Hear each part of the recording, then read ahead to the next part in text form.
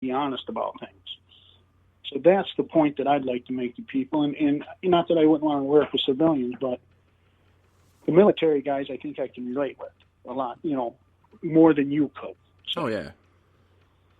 Absolutely. Does that make sense? Absolutely makes sense. And that's why, I thought that's what we need with 217 recovery, and Rob was on board at first with it, and he just wasn't ready in his recovery, and you weren't ready in your recovery. But I mean, who says you're not now? And like I said, just doing the little things, making the choice to do the right things, like just a little thing like doing a podcast could set you up for something 6 months from now, 3 months from now, where you're doing something that you're loving and something that gives you purpose and hope.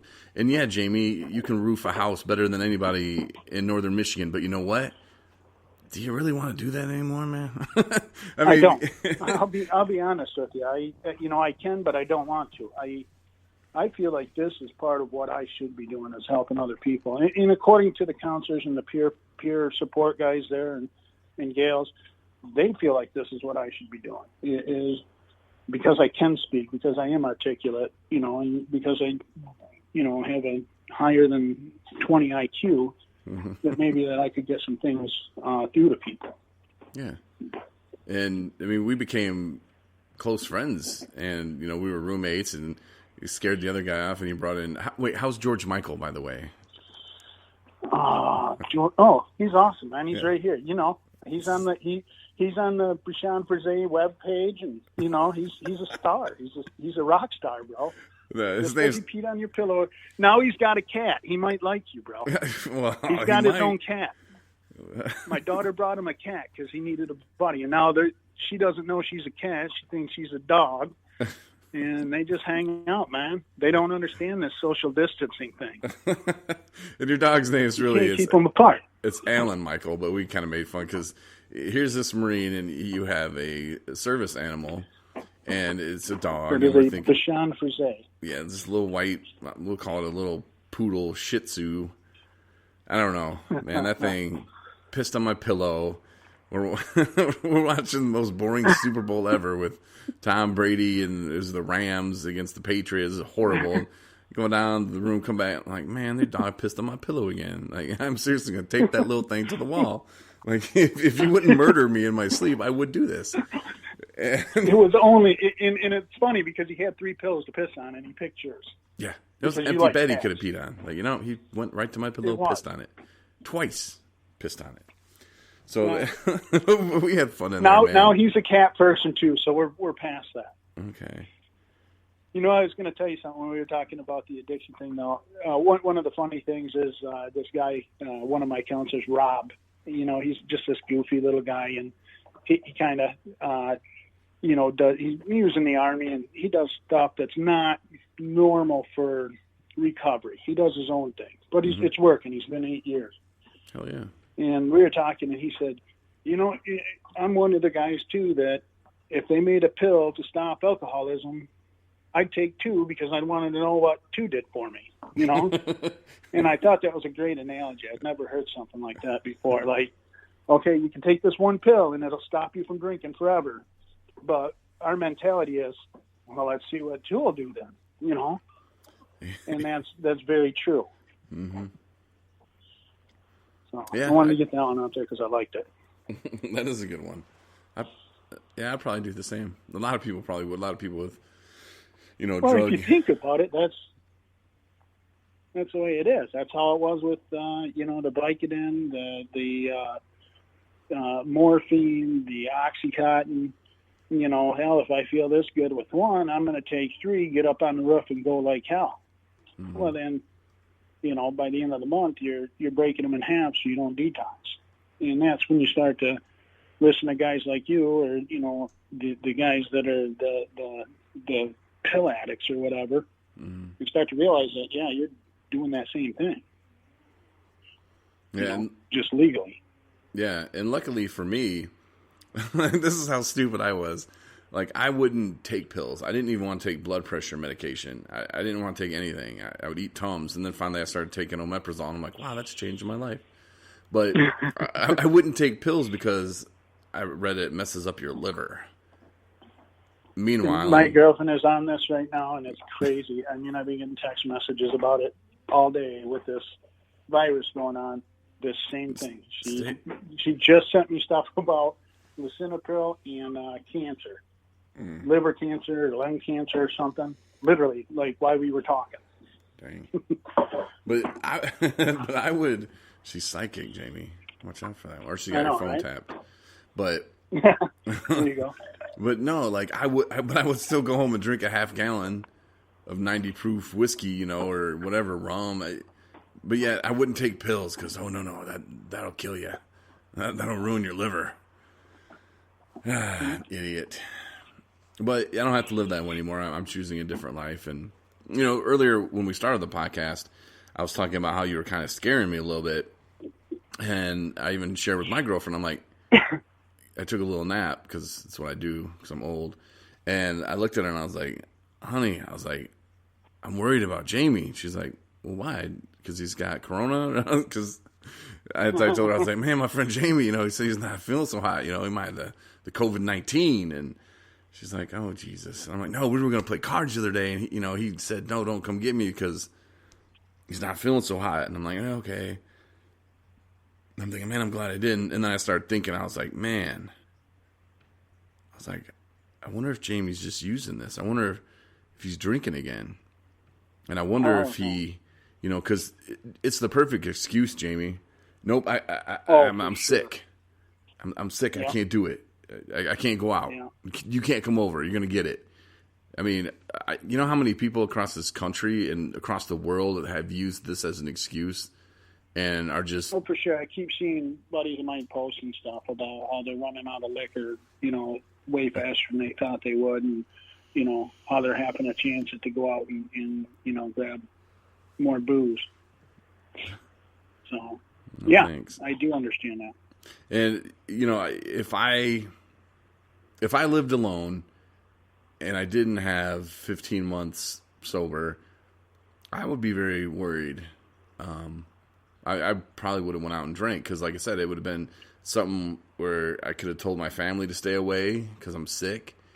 And, absolutely. And then, of course, I would be really sick from drinking because I get super sick when I drink because the liver is not healthy. So, yeah. It would just, man, and then it would be bad. So I'm so glad that I'm not alone and that I don't isolate. And, well, I'm alone right now with my kitty cat, but... it's a different life that I'm living right now, and there's so many good things and positive things. I do have my daughter here with me that keeps me in check. But my girlfriend, if I was drinking, she could tell my voice right away, and that's no good. But while we're doing this, why don't you throw out a little thing because she can't find our interview right now live. How does she do that? Oh, how does she listen to the podcast? Yeah. Can she listen live, or is this something that is there people joining us right now that are like, okay, we're listening to it, or is this an or I don't know how to put it. you know me and technology, bro. You've been around me long enough. I was hard finding Euchre today. Oh, geez. So. Yeah. I'm proud of you for finding it, though. Thanks, man. Now we just got to figure out how to get you to play it. But no, well, Jamie, this is the podcast, but we can go live with it. The only problem is the beauty of a podcast is people can listen whenever. And, the 217 Recovery podcast I do on Tuesday, Thursday, Saturday, and Sunday.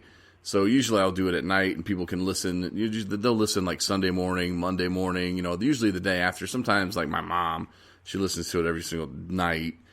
And that's a good thing. I appreciate it, Mom. I wasn't being kind of sarcastic or anything about that, but there are people who listen right away, who wait for it, and will send me messages. Hey, you doing a podcast tonight? I'm like, yeah. Right. Chill out, bro.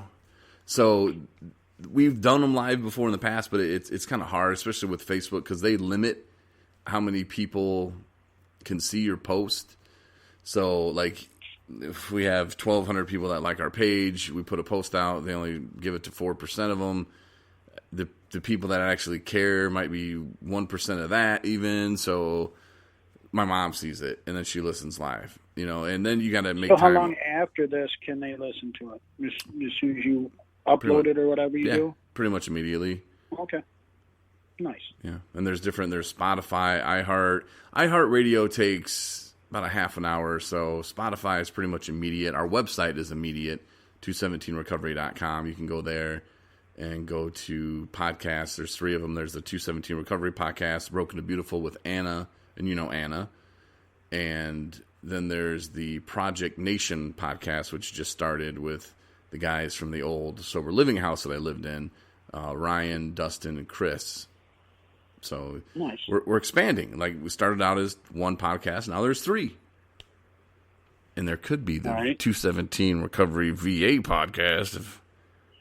Well, there could be, because I could maybe talk to some of the guys that I was with and such, and get them to spread some news and maybe call in or something, and get something moving on that. Yeah. You know, like the other night I tried to do, you know, when we were going to do a kind of an AA meeting on the phone or whatever on FaceTime, because obviously it's not a good idea for any of us to be around each other during this time. So it's a pretty weird time we're having. Yeah, it is, man. It really is. And you don't realize it until you want some ice cream. Or a candy bar. Dude, I don't know about you, but I'm going to probably be 300 pounds by the time this is over, because I crave a candy bar every night. I just want a Heath bar, bro, or a Twix. Oh, yeah. Throw that in some ice cream. And it's usually about midnight when I want it. Mm-hmm. Don't get me started on some Oreo cookies. I mean, I'll just get after it. All right, I'm going to tell you something that I did the other day. Since the guys on the podcast last night were talking about liking mayonnaise and mustard, I'm going to talk about some real stuff here, Jamie. All right, so you take a banana, all right, and you open it and you just peel one of the sides off. Usually right, because it's got a 3-way split. People don't know that. Mm-hmm. Bananas go in thirds, so go ahead. So you leave it there on like a boat. You take a spoon and you just cut that out of there. You know, like just scoop all the guts out like you would do like a twice-baked potato or something. Leaving the rest of the banana intact. And then they had this cheap-ass pudding, which was really good. It was 89 cents for a 4-pack of those little snack packs. But it wasn't like name brand. I don't remember what it was, but it was delicious. Yeah. And you take and you scoop that in there. Okay. Then you whipped cream on it. All right. Some nuts, if you want nuts. I don't know or do you like nuts? It depends on what kind of nut you want. But yeah, sometimes you can little walnuts on there, little crushed walnuts. I'm getting it. It's kind of like a banana split, less ice cream. Yeah. Okay. But it's delicious. And then what you can do, depending on the whipped cream or when you want to put the whipped cream on, but you can either peel the rest of the banana off, which I found was a little bit hard, or you can just take a knife and just cut it, or you can put it back in the freezer, and you do that before you put not back in the freezer, we put it in the freezer, and you do that before you put the whipped cream on, obviously. And then you get that bad boy out. The little top, you press the top on it? Is that what you're saying? No, the top's done. Once you peel it off, leave it. Scoop it out. Spread the pudding. What happened to the extra part of the banana? Are you using that to get the extra pudding out of the container and just eating it straight before you go after the goods, or what? No, like the leftover stuff from the banana, I just ate. Okay. Now, are you doing it where you put your finger on the top and you pull it apart and the third comes out and there's 2/3 left and you're filling that divot up, or are you doing this all wrong? You're doing this wrong, aren't you? No, I'm not, Jamie, because, okay, you know how a banana is curved? Yeah. Okay, so the inside of so you're holding it in your hand and it's curving up. You're holding the bottom of the curve. Okay, so I got it right in front of me, and I'm holding it kind of at the base, and it's curving up at me, like, hey, buddy. Hey, how you doing? Right. Like, I got a Bill Clinton penis. That's what it would look like, I've heard. So, great. I'm just saying, man. That's what this word on the street actually is. I guess is really crooked. And anyway, it's in a book I think I read. But so yeah, it's pointing up at me. So I would take it and peel it down towards me. You know, I would take that inside part out, just that one, Right. But bananas grow in thirds, right?